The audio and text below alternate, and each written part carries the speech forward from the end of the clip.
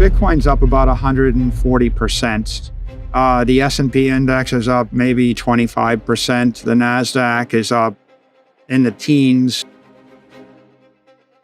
So Bitcoin is the best performing asset since then. It is actually showing the promise of an inflation hedge and a store of value. Amidst the swirling tides of uncertainty, Michael Saylor's resolute voice pierces through the noise, declaring with unwavering conviction that Bitcoin is on the precipice of a momentous ascent to another level in the year 2023. I think that the highlight in the past year is the institutional adoption of Bitcoin and the maturation of the asset class, along with the education of millions and millions of people as to why they might want digital property, what is a digital commodity, and what's its place in the macro economy. Like a visionary prophet, Saylor's words ignite a fiery anticipation, painting a vivid picture of a future where Bitcoin rises as a towering force, shattering barriers and reshaping the very foundations of the financial landscape. You know, if you ask it, why does the world need Bitcoin? It hits all the key points. If you ask it, why is Bitcoin better than gold? It's pretty good at answering that. If you ask it, how does Bitcoin compare to other investments? It's not bad. I think decentralization, security, privacy, and potential for high returns, they're all very reasonable things. The echoes of institutional adoption reverberate in the air as Saylor's unyielding faith in the transformative power of Bitcoin resonates, casting aside doubts and inspiring a collective belief that the digital currency is poised for an unprecedented surge. I would sell all the land I have in Africa and convert to Bitcoin. I would sell all the land in Africa and I would move it to Europe, and I'd probably sell my land in Europe, move it to the US, and I'd sell my land in the US and move it to Bitcoin. You're just swapping from a weaker thing to a stronger thing. In the crucible of economic turmoil, Saylor's steadfast determination stands as a beacon of hope, beckoning the weary souls to embrace the boundless potential of Bitcoin as it charts a path towards a realm yet unseen. I tracked the financial markets since we embarked on our Bitcoin strategy. So here is what's happened since August 10th, 2020, when we adopted Bitcoin as a treasury reserve asset. Bitcoin is up 65%. Skepticism battles against curiosity as Saylor's visionary insights unfurl, revealing the underlying technology's capacity to disrupt traditional financial systems, beckoning us to prepare for a seismic shift in the monetary landscape.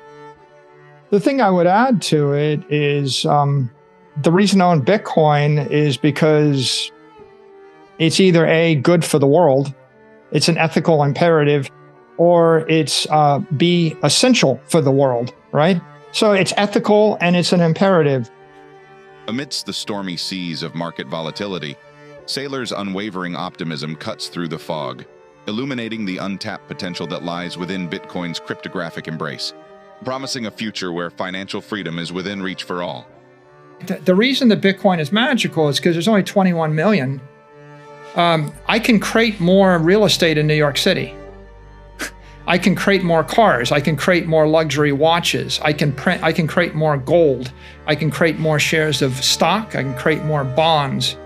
I can create any commodity. They're commodities by definition. Given enough money and time, I can create infinite of any of them. MicroStrategy stock, and MicroStrategy's bought almost $4 billion, not quite, but nearly $4 billion of Bitcoin. MicroStrategy stock is up 66%. So we are tracking slightly ahead of Bitcoin. The S&P is up 14%. The NASDAQ is up 4%. Whoa, 4%. All of big tech is up 4%. Gold is down 18%. And, you know, bonds, the ultra safe bonds, long-term bonds, down 18%. Oof. So in terms of asset classes, the crazy volatile Bitcoin is the best performing of all those major assets. And then you can say to yourself, well, I'm just going to invest in stocks. Okay, let's look at big tech.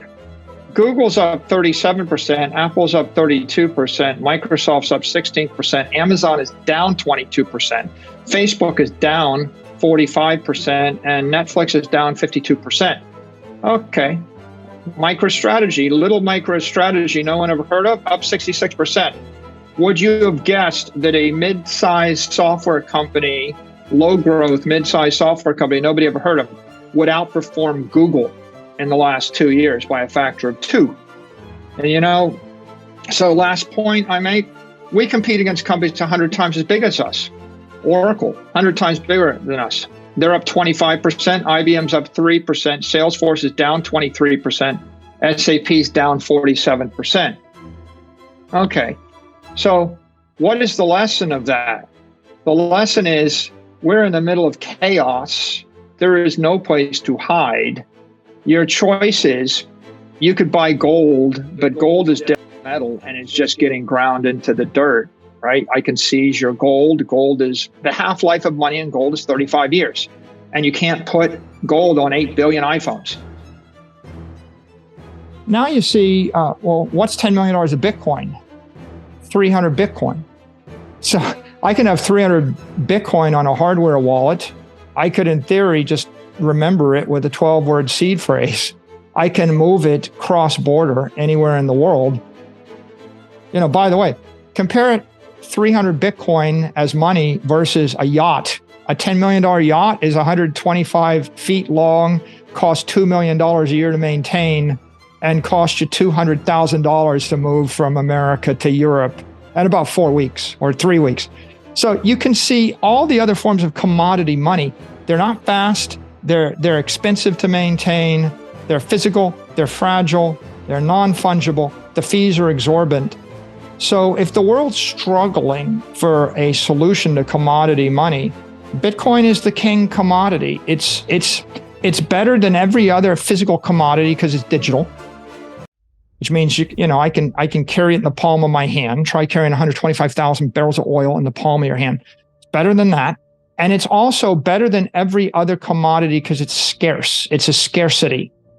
If the price of oil goes up by a factor of 10, if the price of gold goes up by a factor of 10, if the price of anything goes up by a factor of 10, people, the collective intelligence of 8 billion people will produce more of it. But Bitcoin is the one thing you can't produce more of.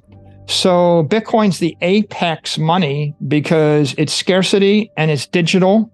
And of course, it's the dominant crypto network in the world. It's the one that everybody trusts. It's the one that's truly decentralized. It's the one that's acknowledged as an asset without an issuer. So I think the meltdown of the banks and the meltdown of currencies is driving a stampede of smart money to Bitcoin. Well, I guess, what is Bitcoin? A digital commodity? Do I have to deal with that? Well, now Fidelity's talking about rolling out the 34 million retail accounts. You've got the government embracing crypto assets, saying we better figure it out. Congress, senators getting educated on it. The CFTC, the SEC getting educated on it. Big institutional investors starting to take Bitcoin positions. The media. Now you've got Bloomberg covering crypto. You've got CNBC covering crypto. You've got an entire world, media, analysts, politicians, financiers, and they're all starting to figure this out. But I still say we're early, right? This paradigm shift takes a decade. And maybe the first decade was the embers of a flame flickering from 2009 to 2020. And then from 2020, we started pouring gasoline on that flame, right? The gasoline in the US is we triple the inflation rate, monetary inflation. But forget about that. Maybe you're a blue blood living on the Upper East Side with a trust fund and you just don't see why you need it. The gasoline in Sri Lanka is everybody lost everything overnight. The gasoline in Lebanon is the bank freezes their doors and you lose all your money.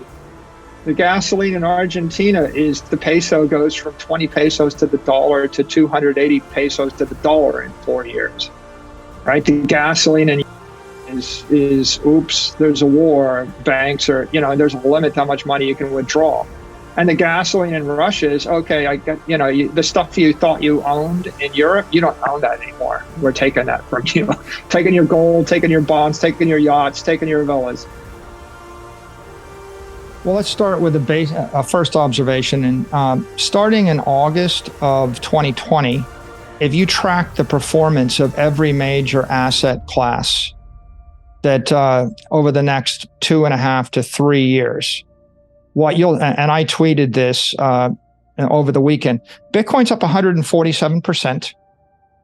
The S&P's up 23%. The NASDAQ's up 12%. Gold's up 1%. Silver is down 9%.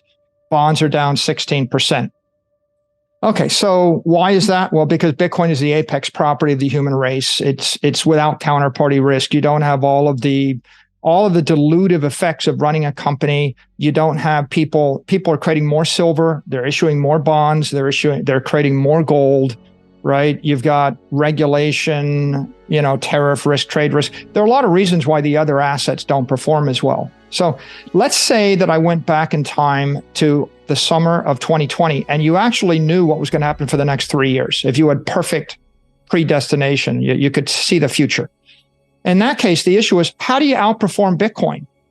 So when MicroStrategy started, we bought $250 million of Bitcoin, and Bitcoin represented 25% of our market cap. What happened next is Bitcoin performed. If we had just stopped there, if we had stopped with that, then we would have actually probably outperformed the S&P. But if you actually look at MicroStrategy stock in that time period outperformed Bitcoin. We actually did more than 147%.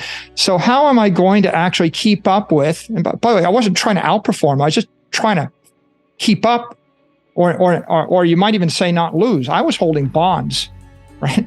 All those banks that went bankrupt, they're bankrupt because they were holding the bonds and the bonds traded down. And I just didn't want to lose slowly or go poor slowly. Bitcoin is a scarcity. Okay, name another scarcity in the world, right? And technically, it's not clear there is another scarcity, right? A scarcity is something of which it is absolutely capped. If the price goes up by a factor of 1,000 or 1,000,000, it is absolutely capped. That is not the case with gold, soybeans, silver, stock, bonds, real estate, single-family homes, ships, planes, trains, nothing else. Everything else could be manufactured. And of course, if the price goes up, the incentive to manufacture more will go up, which is why, buying a house isn't necessarily going to be a great store of value in an inflating economy, because you're going to have incentives for someone else to dilute the value of your house. If you do buy a house, better off to buy a house on land than a condo on the 57th floor of a building. And if you do buy it on land, better off to buy it on waterfront property. And if you buy waterfront property, better off to buy it on the beach. And if you buy it on the beach, you're better off to buy it in the most desirable location of affluent, intelligent people. If we look back to when MicroStrategy began this journey, which was around August of 2020, and we look at the performance of all major asset classes since that time period, Bitcoin's up about 140%. The S&P index is up maybe 25%. The NASDAQ is up in the teens, actually maybe even less. Gold is like a plus 1%. Silver's been down, it's lost money, and bonds have lost even more. So Bitcoin is the best performing asset since then. It is actually showing the promise of an inflation hedge and a store of value. It has achieved that kind of performance in a volatile fashion, but even on a Sharpe ratio basis, it's outperforming alternatives. And I guess the best alternative right now is really the S&P index, which requires that you take equity risk. The world wants a hard commodity money, but the second best commodity is gold, and it's just not standing up to Bitcoin at this point in time. And the weaker commodities like silver, soybeans, oil, timber, they just don't work, because when the price goes up, you can make more of it. And of course, if you can't use a commodity, you got to go to a security. And if you go to a security, you've got counterparty risk, because securities have issuers. And so Bitcoin is filling this void. It's the asset without an issuer. It is not just a commodity, but a scarcity. It's capped. And I think that's why it's outperforming all these other assets over this time period.